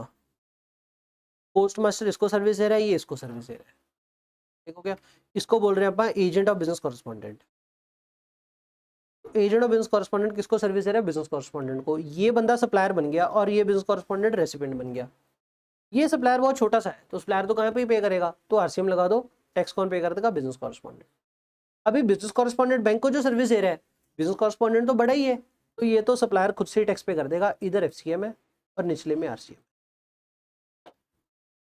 दो वर्ड्स है, एक बिजनेस कॉरेस्पॉन्डेंट और एक है word business facilitator. Business facilitator अगर वर्ड है तो RCM लग जाएगा, बिजनेस कॉरेस्पॉन्डेंट वर्ड है तो RCM कब लगेगा, जब एजेंट किसको सर्विस दे रहा है, एक बिजनेस कॉरेस्पॉन्डेंट। तो आपने याद क्या रखना है, मेरे को रिवाइज कराना, दबा दो। GTA में रेसिपिएंट कौन होना चाहिए, CRF BPCT। GT के बाद हमने पढ़ा था एक तो लीगल सर्विसेज और एक ट्राइब्यूनल सर्विसेज और एक गवर्नमेंट वाली। इधर कौन था, रेसिपिएंट, बिजनेस एंटिटी। गवर्नमेंट में हमने क्या पढ़ा था, पहले तो 2 एक्सेप्शन थी, 4 एक अलग। 4 में कौन कौन सी थी, aircraft vessel, port airport, postal, ministry of railway और एक transportation of goods passenger. In 4 services के ऊपर क्या लगता था, FCM FCM। इसके अलावा एक और था जिसका नाम था रेंटिंग ऑफ इमूवेबल प्रॉपर्टी। उस केस में लॉ क्या था, RCM लगता था। पहली बात कब लगता था, रेसिडेंट कौन होना चाहिए, रजिस्टर्ड। अगर रेसिडेंट कौन है, एक unregistered non business entity, for example, बस इतना बहुत है। इन 4 के अलावा एनी अदर सर्विस जो रहेगी, उधर उधर रेसिडेंट कौन है, अगर बिजनेस एंटिटी तो क्या लग जाएगा, RCM। पहले हमने ये पढ़ा। उसके बाद हमने पढ़ा स्पॉन्सरशिप। स्पॉन्सरशिप में क्या लॉ पढ़ा, person other than a body corporate, recipient कौन, बॉडी कॉर्पोरेट या फिर पार्टनरशिप फर्म, तो आरसीएम लग जाएगा। फिर हमने पढ़ा आर्टिस्ट वगैरह ही पढ़े, आर्टिस्ट वगैरह में बस रेसिपिएंट कौन होगा, प्रोडक्शन हाउस, पब्लिशर, तो आरसीएम लग जाएगा। फिर हमने पढ़ी कि एक एक्सेप्शन, वो क्या थी, पहली बात कर ली ऑथर के लिए, क्या ऑप्शन है कि चाहे तो एफसीएम चूज कर सकता है। कंडीशन क्या फॉलो करनी पड़ेगी, पहली रजिस्टर्ड होना पड़ेगा, दूसरी डिक्लेरेशन देनी पड़ेगी, कहाँ पे, एक तो पोर्टल के ऊपर और एक इनवॉइस के ऊपर, तीसरी 1 साल के लिए कंटिन्यू करना पड़ेगा। और 1 साल वाली कंडीशन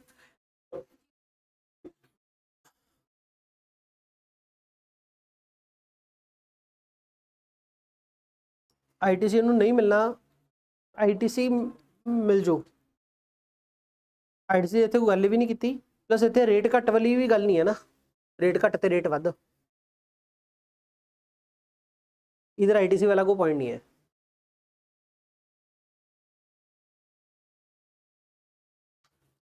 क्या नवेल आईटीसी,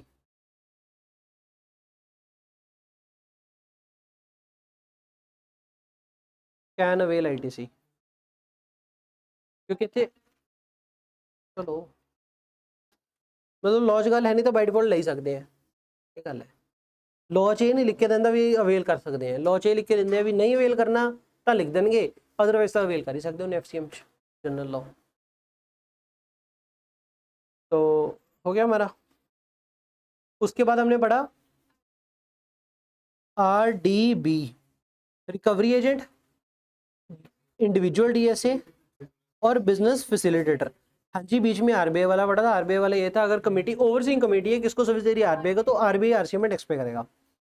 आरडीबी वाली सर्विसेज है, रेसिपिएंट कौन है पहले, रिकवरी के लिए bank, NBFC, financial institution, individual DSA के लिए बैंक और एनबीएफसी, बिजनेस फैसिलिटेटर के लिए बैंक। इसके बाद एक और था एजेंट ऑफ बिजनेस कॉरेस्पॉन्डेंट, किसको सर्विस दे रहा है अगर बिजनेस कॉरेस्पॉन्डेंट को, तो क्या लगेगा, आरसीएम। लेकिन अगर बिजनेस कॉरेस्पॉन्डेंट बैंक को दे रहा है तो फिर एफसीएम था।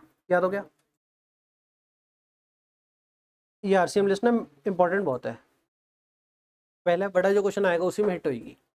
दूसरा क्वेश्चन आता है, पहला क्वेश्चन आता है टैक्स लायबिलिटी कम्प्यूट करने वाला, दूसरा ये आता है कि बताओ प्रांजल ने कितना टैक्स पे करना है, तो प्रांजल की आउटवर्ड दी होगी, इनवर्ड दी होगी, तो ये आप दसांगे जी यदि आउटवर्ड है वो एफसीएम है कि आरसीएम है, एफसीएम है तो इन्हें टैक्स पे करना है, आरसीएम तो किसी और ने पे करना है, वो नहीं जोड़ना विच, एग्जम्प्ट है तां विच नहीं जोड़ना, कुछ यदि इनवर्ड होगी जिहदे आरसीएम लग रहा है वो विच जोड़ना है, जी इनवर्ड एफसीएम वाली वो विच नहीं जोड़नी। तो पहले क्वेश्चन में और दूसरे क्वेश्चन में, दोनों क्वेश्चन में आरसीएम और एग्जम्पशन भर भर के मिक्स होकर आएंगे, और यही दोनों क्वेश्चन प्रैक्टिकल होंगे, ये नहीं करोगे तो क्या करोगे। आरसीएम और एग्जम्पशन दोनों ही बहुत इंपॉर्टेंट है। डायरेक्टरशिप सर्विसेज, ध्यान सुनना, पहले बच्चों को दिक्कत आती है, मतलब स्टार्टिंग में, इनकम टैक्स करने के बाद शायद नहीं आएगी। डायरेक्टर पहली बात तो 2 तरीके के होते हैं, या तो एम्प्लॉय डायरेक्टर या फिर इंडिपेंडेंट डायरेक्टर। अगर तो एम्प्लॉय डायरेक्टर है तो फिर एम्प्लॉय डायरेक्टर है तो सैलरी होगी, सप्लाई है नहीं, सप्लाई है नहीं तो जीएसटी है नहीं। और अगर इंडिपेंडेंट डायरेक्टर है तो सप्लाई है, सप्लाई है तो टैक्सेबल है, टैक्सेबल है तो कौन पे करेगा, कंपनी पे करेगी अंडर आरसीएम। ठीक हो गया, ये तो क्या जनरल लॉ। नेक्स्ट, शब्दों का जाल, अगर लिखा है नॉन एग्जीक्यूटिव, एग्जीक्यूटिव डायरेक्टर मतलब एम्प्लॉय, एग्जीक्यूटिव डायरेक्टर मतलब एम्प्लॉय वाला, एग्जीक्यूटिव डायरेक्टर मतलब एम्प्लॉय, नॉन एग्जीक्यूटिव मतलब इंडिपेंडेंट। ठीक है, नेक्स्ट, अगर कहते 192 में टीडीएस कट रहा है तो कौन सा वाला बंदा हो गया, एम्प्लॉय हो गया, सैलरी हो गया तो शेड्यूल 3 लग गया, नॉट अ सप्लाई। 194 जे में कट रहा है तो प्रोफेशनल। तो कहते ना हम ये जज करने के लिए कि वो डायरेक्टर एम्प्लॉय है या नॉन एम्प्लॉय है, टीडीएस चेक कर लेंगे, क्योंकि इनकम टैक्स पुराना है ना तो उसको इज्जत दे दी थोड़ी, तो GST is dependent upon income tax में कैसे टीडीएस कट रहा है। नेक्स्ट, अगर टीडीएस अंडर सेक्शन 194 जे कटेगा, क्या हमेशा डायरेक्टरशिप सर्विसेज ही होगी या कोई और भी हो सकती है, प्रोफेशनल सर्विसेज को और भी हो सकती है ना। तो कहते हैं चेक कर लेना कि जो डायरेक्टर 194 जे में टीडीएस कट रहा है क्या वो डायरेक्टरशिप सर्विसेज के लिए कट रहा है, किसी और के लिए कट रहा है। अगर डायरेक्टरशिप के लिए कट रहा है तो आरसीएम लगा देना, अगर किसी और के लिए कट रहा है तो एफसीएम नहीं कह रहे, चेक कर लेना कहीं और तो आरसीएम नहीं लग रहा। Example, director in the capacity of a chartered accountant, company को सर्विसेज दे रहा है, स्टॉक रिपोर्ट, ठीक हो गया, तो क्या ये डायरेक्टरशिप सर्विसेज है, नहीं, प्रोफेशनल सर्विसेज है। इसके ऊपर आरसीएम हमने कहीं और एंट्री में पढ़ा है, नहीं, डायरेक्टरशिप सर्विसेज है नहीं, तो क्या लग जाएगा, एफसीएम। लेकिन अगर director in his personal capacity company को एक रहने वाली जगह किराए पे दे रहा है, कंपनी कौन है, रजिस्टर्ड, जगह कौन सी है, रहने वाली, डजंट मैटर, रेजिडेंट रजिस्टर्ड है ना, तो आरसीएम लगता होता है किसी और एंट्री में। तो ये वाले केस में भी क्या लगेगा, आरसीएम। अभी चाहे 194 जे में टीडीएस कट रहा है, इस केस में कटेगा भी नहीं वैसे तो, बेसिकली वो मैटर नहीं करता। अब बस ये कहना सी 194 जे ਦੇ ਵਿੱਚ अगर टीडीएस कट रहे हैं एंड डायरेक्टरशिप सर्विसेज है तो आरसीएम इधर लगा दो। 194 जे में टीडीएस कट रहे हैं, डायरेक्टरशिप सर्विसेज नहीं है, आरसीएम नहीं लगेगा। इस एंट्री के तहत कहीं और अट्रैक्ट हो रहा है तो काट लो। टीडीएस कटे ना 194 जे में, कोई और एंट्री है जैसे कि आपका ये जगह किराए पे देने वाली, ये वाली, नो टीडीएस, फिर भी आरसीएम लग जाएगा क्योंकि कहीं और है covered है। अभी दिक्कत नहीं लगती, स्टार्टिंग में दिक्कत लगती होती है इस केस में। इसके अलावा जनरली तो एग्जीक्यूटिव मतलब एम्प्लॉई होता है, नॉट अ सप्लाई। लेकिन अगर क्वेश्चन कह दे एग्जीक्यूटिव डायरेक्टर है लेकिन टीडीएस कट रहा है अंडर 194 जे, तो क्या मानोगे, इंडिपेंडेंट मानेंगे, इंडिपेंडेंट मानेंगे तो आरसीएम लगा देंगे। देखो ये क्वेश्चन है, ऐसा कंफ्यूजन हो जाता है ना क्वेश्चन में, एग्जीक्यूटिव बोल दिया और 194 जे में काट रही है, क्या हो रहा है, तो 194 जे में काट दिया, उसको तवज्जो ज़्यादा दे दी। आगे चलो, अभी इधर इसमें फिर से अमेंडमेंट है, रेंटिंग ऑफ रेजिडेंशियल ड्वेलिंग, रहने वाला घर, ठीक है जी। अमेंडमेंट बताता हूँ आपको क्या है। पहले तो आपके लॉ में आपने जो मेन चीज़ें पढ़ी हैं, पहली और दूसरी एंट्री पढ़ी हुई है मेन, कि रहने वाला घर रहने के लिए अनरजिस्टर्ड को दे दिया तो एग्जेम्प्ट, रहने वाला घर रहने के लिए अनरजिस्टर्ड को दिया तो एग्जेम्प्ट, पहला पॉइंट। दूसरा पॉइंट, रहने वाला घर to the registered doesn't matter किस पर्पज के लिए, आरसीएम। मतलब रहने वाला घर अगर रहने वाले पर्पज के लिए होगा क्या तो भी आरसीएम लगेगा। रहने वाला घर रहने के लिए किसी रजिस्टर्ड बंदे को दे दिया, एग्जाम्पल डीडी मित्तल टावर में हमारे पास 10 फ्लैट पड़े थे हाइपोथेटिकली, तो हमने किसी कंपनी को दे दिए, ठीक है, कंपनी वहां पे अपने एम्प्लॉय रुकवा रही है। अब वो रहने वाला घर है, रहने के लिए दिया गया है, लेकिन किसको दिया गया है, कंपनी को, जो कि एक बिजनेस एंटिटी है, रजिस्टर्ड पर्सन है, तो आरसीएम लगता है, चाहे रहने वाले के लिए क्यों भी ना हो। चलो, पहला पॉइंट पढ़ा, रहने वाला घर रहने के लिए अनरजिस्टर्ड एग्जाम्प्ट, रहने वाला घर टू रजिस्टर्ड आरसीएम लगेगा, डजंट मैटर किस पर्पस के लिए। थर्ड पॉइंट आपकी बुक में लिखा हुआ है ये वाला, renting of commercial property bye एक अनरजिस्टर्ड पर्सन टू रजिस्टर्ड, तो आरसीएम ये लिखा हुआ है, ये पुरानी अमेंडमेंट थी। फिर ये चौथा पॉइंट नहीं लिखा होगा, if the recipient is under composition levy, मतलब ये ना चौथा पॉइंट जो है थर्ड के लिए एड ऑन है, इसके लिए एड ऑन हो गया। क्या लिखा, अगर रेसिपिएंट रजिस्टर्ड है तो आरसीएम लगता था ना, कहते हैं अगर रेसिपिएंट रजिस्टर्ड एक कॉम्पोजिशन वाला बंदा है तो आरसीएम ना लगाओ, रेसिपिएंट कौन है, कॉम्पोजिशन वाला बंदा, तो ना लगाओ, कॉम्पोजिशन वाला बंदा। ये हमने security services by way of security personnel, वहां पे भी ये बात पड़ी है कि अगर रेसिपिएंट कौन है, कॉम्पोजिशन वाला बंदा टीडीएस काटने के लिए, तो ना लगाओ। ये वाली लाइन अमेंडमेंट है, थर्ड के लिए ये लाइन।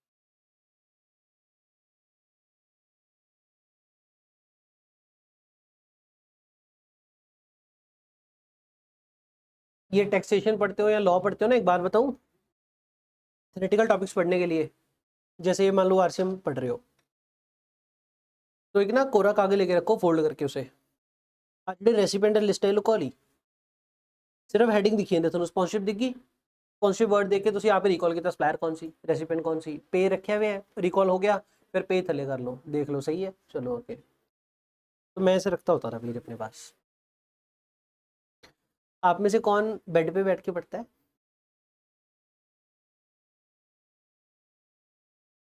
ठीक करिए ना, बेड पे बैठ के क्या पढ़ा जाता है, प्रॉपर टेबल कुर्सी ते पढ़िया करो, बैठते हुए के ना पढ़िया करो, प्रॉपर पोस्टर बैठ के पढ़िया करो, ना तो पोस्टर सही रहूगा नाले नींद नहीं आओगी, सही उਵੇਂ पढ़िया जाना ਹੁੰਦਾ है टेबल कुर्सी। और लिटरल बताता हूँ, ये फाइनल तक मेरे हथ च किट ਹੁੰਦੀ ਸੀ, ਇਹਦੇ ਵਿੱਚ ਮੇਰੀ ਸਾਰੀ ਸਟੇਸ਼ਨਰੀ ਹੁੰਦੀ ਸੀ, लिटरल है। ये थोड़ा जा ना लेके आओ मैनर्स, 9-10 में छोड़ दी, सामान की लोड तो होती है।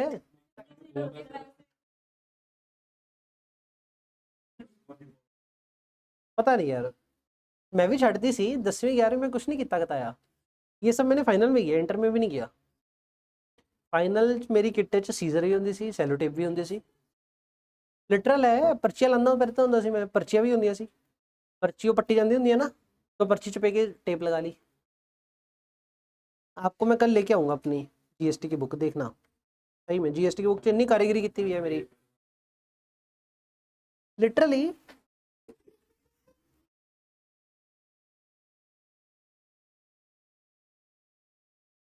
हाँ नहीं, स्टिकी नोट उखड़ जाते हैं।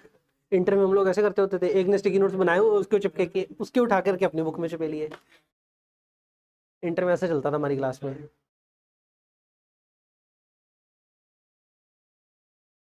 इंटर में तो हम बहुत गंद पाया है, एक्चुअल में कुछ सिर पे होता ही नहीं था, वीडियो चल रही है बैठे हैं सभी लोग, ऐसे होता था। उधर ही क्लासेस लगाई हमने भी, बस समझ नहीं किधर। पहले उसके सामने भी होता था एक और सेंटर,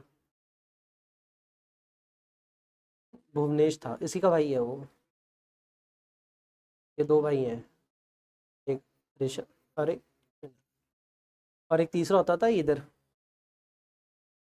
प्रवीण शर्मा जी की क्लासेस, एल्डाइन वाला, तो आपने भी उधर लगाया शायद, जगसीर सर के पीछे वाली गली में। तुम्हारे टाइम पे 3 सेंटर होते थे, लाइव टेलीकास्टिंग चलती थी सैटेलाइट के थ्रू, लिटरली सैटेलाइट चलता था पहले, हमसे भी पहले E10 था। E10 में सारे टीचर्स थे पुराने वाले, बूढ़े बुजुर्ग लोग, फिर E10 स्प्लिट हो गया, E10 स्प्लिट होकर के प्रवीण शर्मा सर ने अपना एल्डाइन बना लिया, मनीष भंडारी और उन्होंने अपना स्टार गेट बना लिया, पहले ये सब इकट्ठे होते थे। अब तो खैर सुना ही नहीं होगा आपने तो मनीष भंडारी, मेरे मुंह के अलावा, अल्टीमेट बंदा है भाई। बड़े बुजुर्ग लोग हो गए अभी, ये सब आउट हो गए मार्केट से।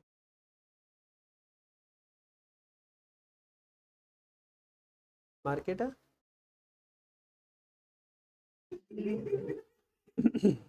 थर्ड एंट्री क्या थी कि अगर कमर्शियल जगह लेट आउट हो रही है ना, और लेट आउट करने वाला बंदा कौन है, अनरजिस्टर्ड, रेसिडेंट कौन है, रजिस्टर्ड, तो रेसिडेंट से ले लो, ठीक हो गया जी।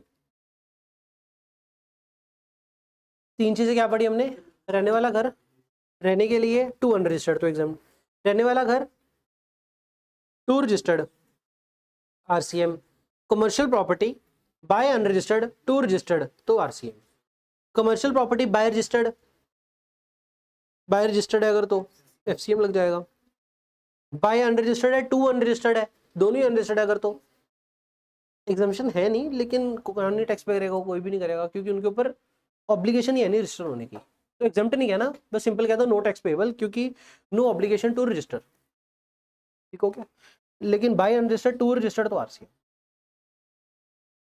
अभी आ जाओ आगे, आगे आकर के क्या आ गया, security services by way of security personnel, security guard, body guard, वो वाली सर्विसेज। सप्लायर कौन होना चाहिए, any person other than a body corporate. Recipient कौन होना चाहिए, एक रजिस्टर्ड पर्सन। अभी तक हम जब पढ़ रहे थे रेसिपिएंट रजिस्टर्ड पर्सन एक जगह पे पढ़ा था, बताओ कहाँ पे, इतनी सर्विसेज पढ़ी है, एक जगह पे रेसिपिएंट रजिस्टर्ड था, गवर्नमेंट वाली इमूवेबल प्रॉपर्टी।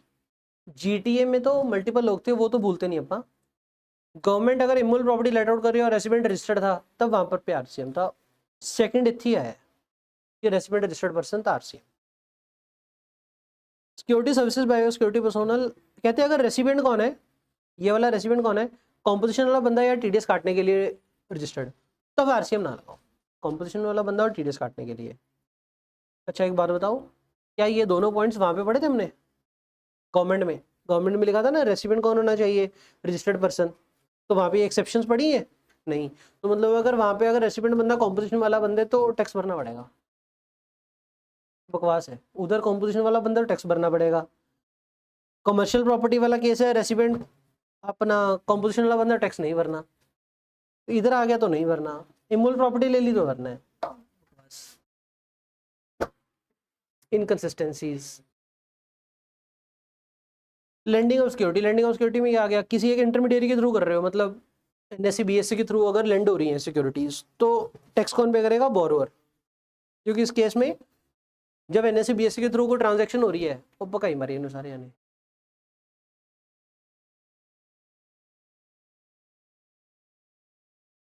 नहीं नहीं, एनएससी बीएससी मीडिएटर है,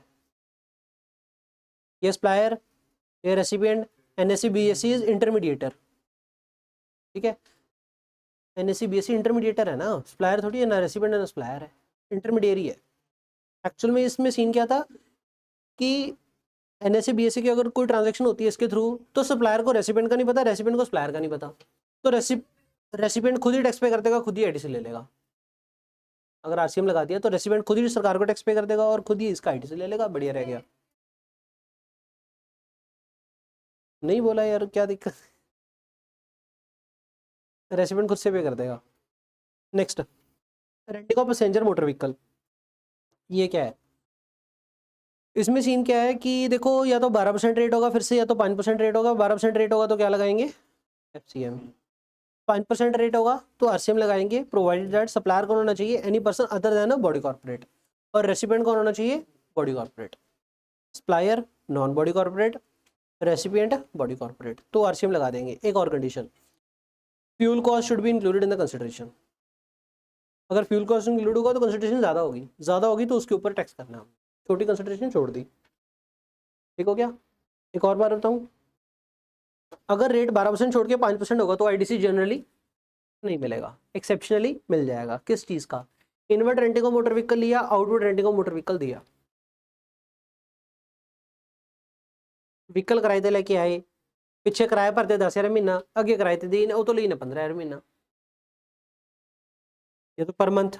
या फिर ऐसा कह लो पीछे से लेके आए 10,000 पर मंथ, आगे क्या कर रहे हैं वो रोज टैक्सी सर्विस देते हैं, श्रीनगर है, रोज लोगों को घुमाते हैं। जब घुमा रहे हैं ना लोगों को तो फ्लैट ले रहे हैं 1,000 पर डे, फ्यूल कॉस्ट मेरा ही है, तो वो तो रेंटिंग ही हो गया। अभी एक्चुअल में सर्विसेज दो तरीके की होती है, या तो ट्रांसपोर्टेशन ऑफ पैसेंजर या renting of motor vehicle. Identify कैसे करोगे कि ट्रांसपोर्टेशन ऑफ पैसेंजर कौन सी और रेंटिंग ऑफ मोटर व्हीकल कौन सी। ट्रांसपोर्टेशन ऑफ पैसेंजर किनू कमांगे, रेंटिंग ऑफ मोटर व्हीकल किनू कमांगे। जो तो बस दिए पर टिकट करा के बठिंडे चंडीगढ़ गए, क्या ये ट्रांसपोर्टेशन ऑफ पैसेंजर लगती है, रेंटिंग ऑफ मोटर व्हीकल लगती है, पैसेंजर सर्विसेज है ना। तो बेसिकली जहाँ पे ए फिक्स है भी डेस्टिनेशन, इत्थों जाके उत्थे उतरना है, रूट वगैरह बस ड्राइवर खुद तय करूंगा, सप्लायर खुद तय करेगा, तो ट्रांसपोर्टेशन ऑफ पैसेंजर। रूट अगर डिसाइड कौन कर रहा है, रेसिपिएंट, इधर से घूमते हुए जाएंगे, इधर स्टॉप पे लगाएंगे, इधर खाना खाएंगे, साइट व्यूइंग करेंगे एक्सेट्रा, तो वो रेंटिंग ऑफ मोटर व्हीकल हो गया।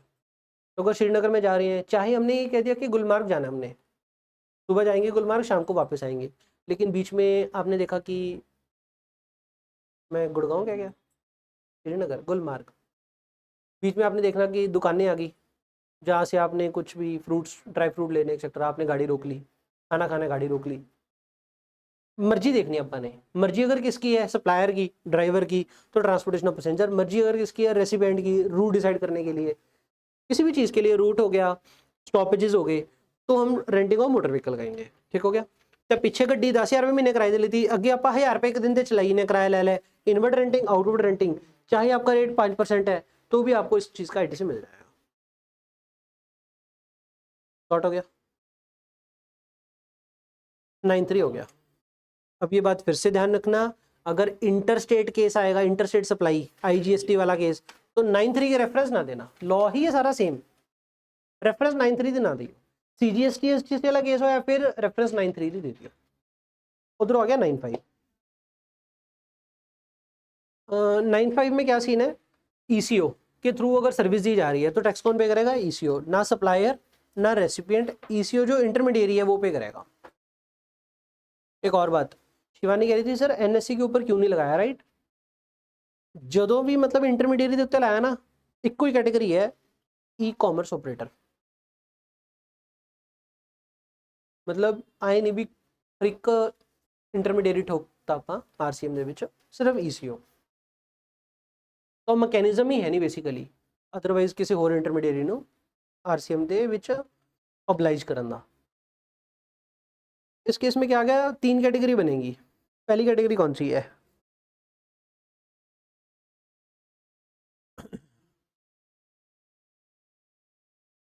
Tax to be paid by ECO only when the supplier is unregistered. Supplier registered supplier pay करेगा, सप्लायर अनरजिस्टर्ड ईसीओ पे करेगा। सप्लायर अनरजिस्टर्ड है तो ईसीओ पे करेगा, पहली कैटेगरी है। दूसरी कैटेगरी कौन सी है, ऑलवेज ईसीओ पे करेगा, ठीक है जी।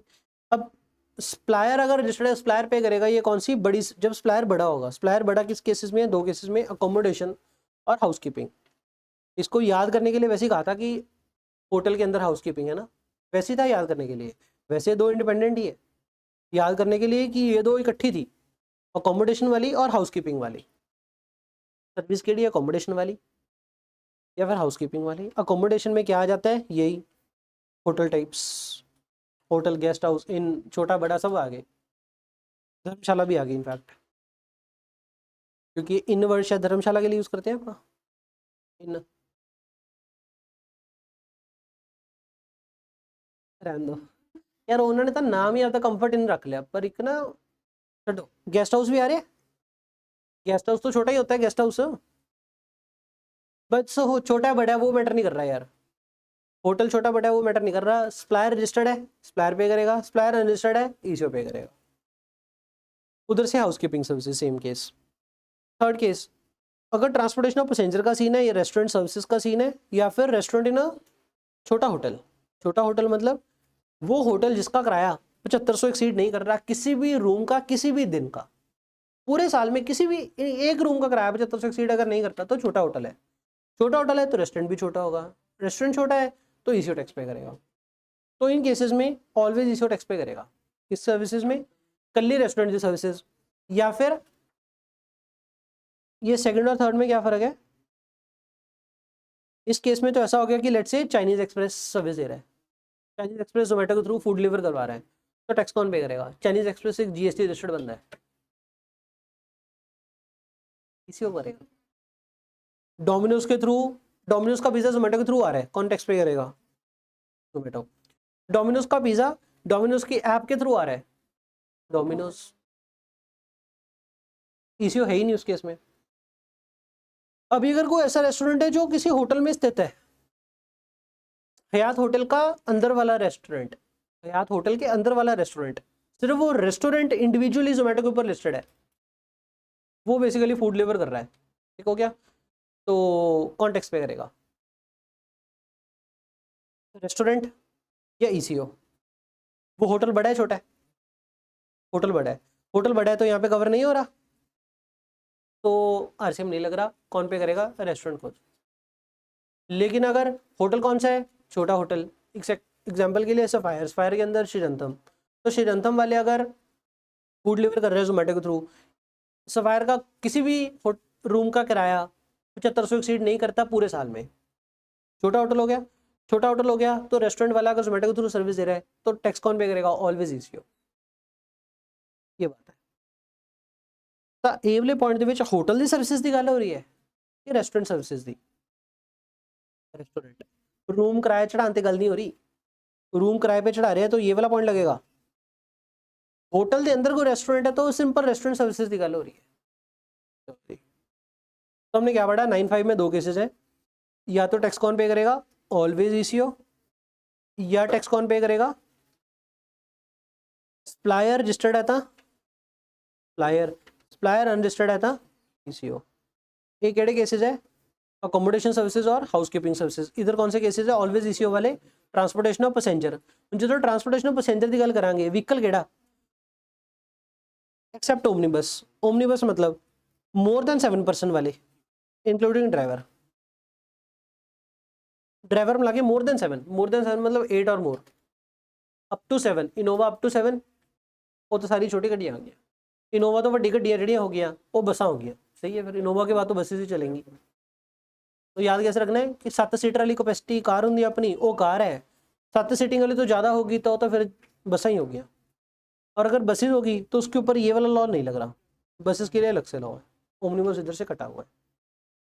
इसके अलावा सारे कवर हो गए। क्या मोटरसाइकिल भी कवर हो गए? रैपिडो, हाँ रैपिडो भी कवर हो गए। एग्जाम्पल सुनना, इंदर ने क्या कर रखा है, इसके पास 50 व्हीकल है, 30 गाड़ियां हैं, 20 मोटरसाइकिल है, 10 ओमनी बसेस है। तो ये 50 व्हीकल ये करता क्या है, ओला उबर के थ्रू रन करता है दिल्ली में, ठीक हो गया। और क्योंकि ये 50 व्हीकल है, टर्नओवर अच्छी खासी है, तो एक बॉडी कॉर्पोरेट है, कंपनी है, ठीक हो गया। इसी के थ्रू सर्विस दे रहा है, कौन टैक्स पे करेगा? टैक्स कौन पे करेगा?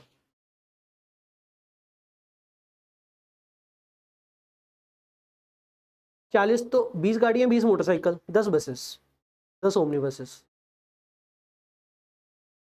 कौन टैक्स पे करेगा?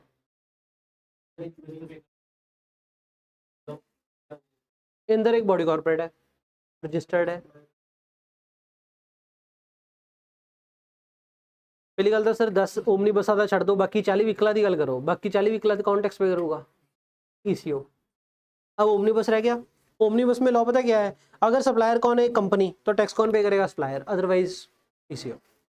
तो अगर ये कंपनी है बॉडी कॉर्पोरेट, तो ओमनी बस वाली सर्विस के ऊपर इंदर खुद से टैक्स पे करेगा, सप्लायर। लेकिन अगर सप्लायर कंपनी ना हो करके रजिस्टर्ड पार्टनरशिप फर्म होती तो ईसीओ पे करता, बस सिंपल, इतने का नहीं है। चले आगे।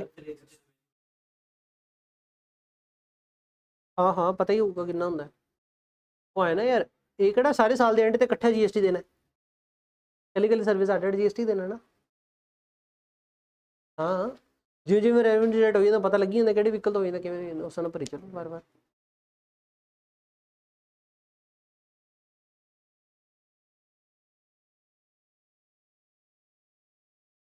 ਕਿਹੜੀ ਕੇਸ ਚ? थर्ड कैटेगरी ਚ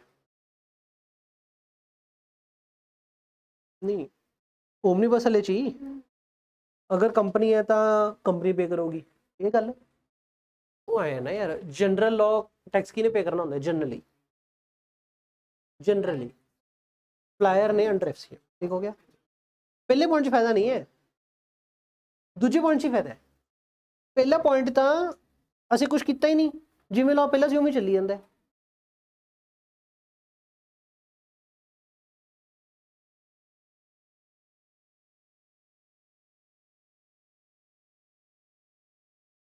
नहीं ऐसा कुछ ही नहीं है,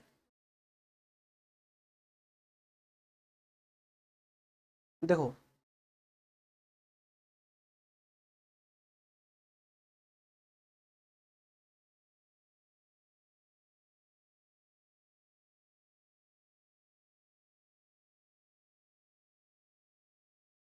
मतलब एक बार आ वर्डिंग ਨੂੰ इग्नोर करो, सिंपल गल यही है। तेन डाउट ये तो नहीं आ रहा भी अगर सप्लायर कंपनी है तो ऑलवेज टैक्स भरना पड़ेगा? ये तो कोई डाउट नहीं। अगर सप्लायर कंपनी है, ओमनी बसेस चला रही है, तो बेसिक 20 लाख की लिमिट की एग्जम्पशन तो मिलेगी, ये तो कन्फर्म है, इसका कोई डाउट नहीं। कंपनी के उत्ते आप एक्सट्रा ओबलीगेशन भी कोई नहीं लाई, जिमें पहला होंगे उवें चली जाता है। सरकार में कोई दिक्कत नहीं, उस कंपनी में कोई दिक्कत नहीं। सरकार ने एडिशनल किया कि है, कहते अगर ओमनी बस वाला सप्लायर कंपनी ना हो करके कोई होर एंटिटी हुई, तो होर एंटिटीज टैक्स चोरी कर सकते सी, तो इशू उत्ते ओबलीगेशन आती।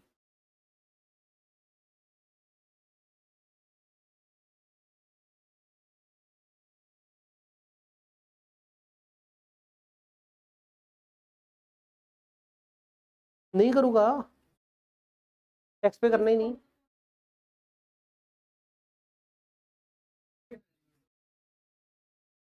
तू आए सोच ही ना कुछ भी, एक्चुअल ना तेन बेयर लॉ की फोटो भेजदा मैं, मे बी तू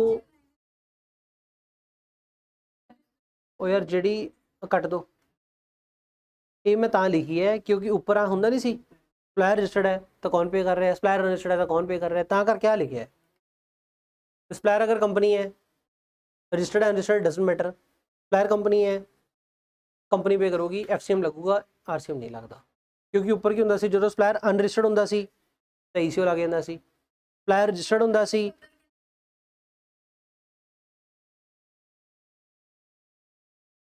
टैक्स पे करना है कि नहीं एक्चुअल दे विच, वो तो ऑफकोर्स की गल है भी रजिस्टर्ड है तो टैक्स पे करो, नहीं रजिस्टर्ड तो टैक्स ना पे करो, ठीक है। नहीं रजिस्टर्ड ਇਹਦਾ ਮਤਲਬ ਇਹ ਨਹੀਂ ਹੈ सारे तो भरना ही नहीं क्योंकि अनरजिस्टर्ड है। ਇਹਦਾ ਮਤਲਬ ਇਹ ਨਹੀਂ ਹੈ ਵੀ ਈਸ਼ੂ ਭਰੋਗੇ, ਈਸ਼ੂ ਵੀ ਨਹੀਂ ਭਰੋਗੇ, ਬਸ ਇੰਨਾ ਕਿ ਕਲੀਅਰ ਹੋ ਗਈ ਗੱਲ। ਮਤਲਬ ਆਹ ਲਾਈਨ ਮੈਂ ਲਿਖੀ ਹੈ ਤਾਂ ਉਹਦਾ ਰਿਲੇਵੈਂਸ ਤਾਂ ਹੈ ਵੀ ਸੋ ਦੈਟ ਉੱਪਰੋਂ ਆਪਾਂ ਕਨਫਿਊਜ਼ਨ ਨਾ ਹੋਵੇ, ਕਿਉਂਕਿ ਉੱਪਰ ਆਪਾਂ ਕਈ ਵਾਰੀ ਕੁਝ ਚੀਜ਼ਾਂ ਕੈਰੀ ਫਾਰਵਰਡ ਕਰ ਲੈਂਦੇ ਆ ਵੀ ਪਹਿਲਾਂ ਵੀ ਚੱਲੀ ਜਾਂਦੀ ਸੀ ਆਹ ਗੱਲ, ਸ਼ਾਇਦ ਹੁਣ ਵੀ ਚੱਲੂਗੀ। ਸਪੈਰ ਰਜਿਸਟਰਡ ਨਹੀਂ ਹੈ ਤਾਂ ਈਸ਼ੂ ਭਰੂਗਾ, ਇਹਦਾ ਕੋਈ ਸੀਨ ਨਹੀਂ ਹੈ। ਬਸ ਤਾਂ ਮੈਂ ਲਿਖੀ ਹੈ, ਤਾਂ ਹੀ ਮੈਂ ਕਹਿ ਰਿਹਾ ਮੈਂ ਤੁਹਾਨੂੰ ਬੇਅਰ ਲਾਅ ਭੇਜ दूंगा, शायद ਉੱਥੋਂ क्लैरिटी आ जाऊगी। मेरी वर्डिंग पढ़ के कह रही है लगता है। चलो अभी कहते हैं अगर ईसीओ के ऊपर ऑब्लिगेशन आगे टैक्स पे करने की, ठीक हो गया। ईसीओ इंडिया में है नहीं तो अच्छा, एक और बात 9(3) वाले जो केसेस पढ़े थे ना, वहाँ पे ये था कि अगर रेसिडेंट टैक्सेबल टेरिटरी में है तो आरसीएम लगेगा, अदरवाइज नहीं लगेगा। 9(5) में ऐसा नहीं है कि ईसीओ टैक्सेबल टेरिटरी में तो ही आरसीएम लगेगा। 9(5) में ईसीओ जहाँ मर्जी बैठा हो आरसीएम लग जाएगा। तो कहते हैं अगर ईसीओ इंडिया में नहीं हुआ तो, कहते हैं अगर ईसीओ इंडिया में नहीं है तो उसका कोई बंदा ऑलरेडी अगर इंडिया में होगा तो वो टैक्स पे करेगा, और अगर उसका कोई बंदा ऑलरेडी इंडिया में है नहीं तो उसको अपॉइंट करना पड़ेगा। Finish. Can ECO use ITC to pay the tax liability of RCM under section 9(5)? Yes और नो? ईसीओ टैक्स को पे करने के लिए आईटीसी यूज कर सकता है? नहीं। Taxability of platform fee, delivery charge etcetera charge by eco, कौन टैक्स पे करेगा? Under FCM RCM? FCM RCM?